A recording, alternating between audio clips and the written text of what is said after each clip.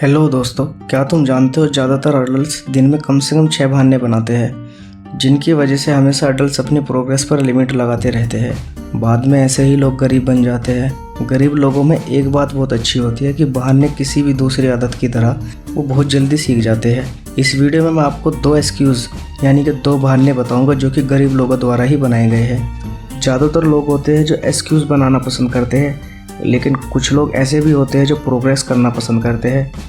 जो बहाने बनाता रह जाता है वो कभी सक्सेस नहीं हो पाता, वो पूरी ज़िंदगी पछताता ही रहता है।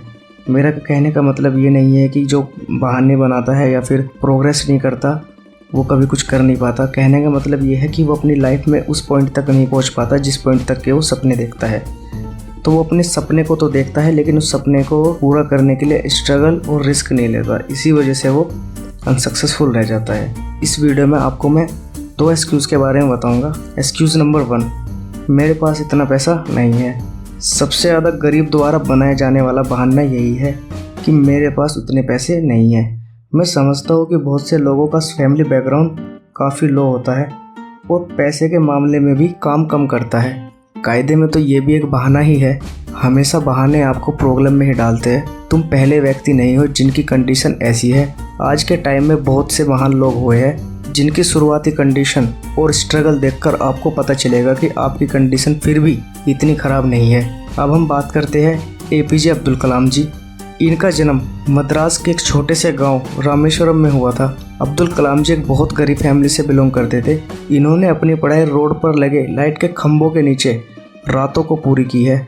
अगर उस समय कलाम जी अपने आप से बहाने बनाते तो शायद ही इंडिया को एक कलाम जैसा इंडियन एरोस्पेस साइंटिस्ट मिल पाता। कलाम जी इंडिया के 11वें प्रेसिडेंट के रूप में भी रह चुके हैं। अब्दुल कलाम जी को मिसाइल मैन के नाम से भी जाना जाता है। मैं आपको एक और एग्जांपल देता हूँ, भीमराव अंबेडकर, जिनका जन्म मध्य प्रदेश के एक छोटे से गांव सैन्य छावनी में हुआ था। ये बात करीब 1891 की है। उस टाइम पर अपनी कास्ट के कारण भीमराव जी को सामाजिक और आर्थिक प्रॉब्लम से गुजरना पड़ा, लेकिन उन्होंने कभी अपने आप से बहाना नहीं बनाया और इन्होंने अपनी लाइफ और कास्ट की जितनी भी प्रॉब्लम फेस की थी उन सभी प्रॉब्लम्स को जड़ से मिटा दिया। भारत का संविधान निर्माता इन्हें ही माना जाता है। इन्होंने बहुत सारी प्रथा भी ख़त्म की है जिसके कारण हमारा देश डूबता जा रहा था। अब हम बात करते हैं एपीजे अब्दुल कलाम जी और भीमराव अंबेडकर जी ने इंडिया के लिए जो कुछ भी किया है वो मैं इस पूरी वीडियो में भी पूरा नहीं कर सकता। ऐसे बहुत सारे एग्जांपल्स हैं। एक्सक्यूज़ नंबर 2, बहाना नंबर 2, मेरे पास इनफ टाइम नहीं है। एक और ऐसा बहाना जो गरीब लोगों का फेमस बहाना है। हालांकि सच्चाई ये है कि हम सभी के पास इनफ टाइम है। ये सिर्फ इस पर डिपेंड करता है कि हम यूज़ कैसे करते हैं। टाइम ही एक ऐसा लिमिटेड रिसोर्स है जो हम सबके पास, इसमें चाहे आप अमीर हो या गरीब, आपको एक दिन में 24 घंटे से ज़्यादा नहीं मिलेगा।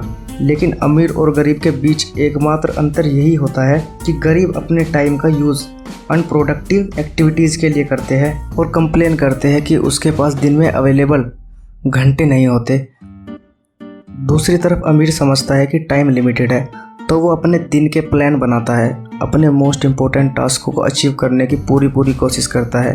हर कोई कहता है कि मेहनत करने से कामयाबी मिल जाती है, लेकिन मैं पर्सनली यह मानता हूँ कि मेहनत तो एक मज़दूर भी करता है, लेकिन अगर आपकी मेहनत एक अलग और सही रास्ते पर होगी तो आपको कामयाबी ज़रूर मिलेगी। लेकिन अगर आप बहाने बनाओगे तो ये तो मुझे नहीं लगता कि आप कभी आपके जो गोल है, जो आपका जो ड्रीम है वो आप अभी कभी पूरा कर पाओगे। और अगर आपने टाइम का यूज़ करना सीख लिया तो ये समझ लीजिए कि आप डेफिनेटली अपने गोल तक पहुंच सकते हो। तो दोस्तों, यही वो 2 एक्सक्यूज़ है जो हर ऐसे व्यक्ति के द्वारा बनाए गए हैं जो अनसक्सेसफुल है या फिर आज के टाइम में गरीब है।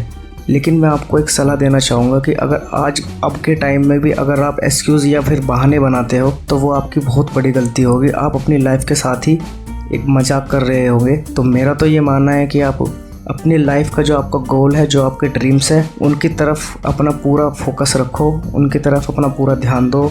तो दोस्तों, थैंक्स फॉर वॉचिंग।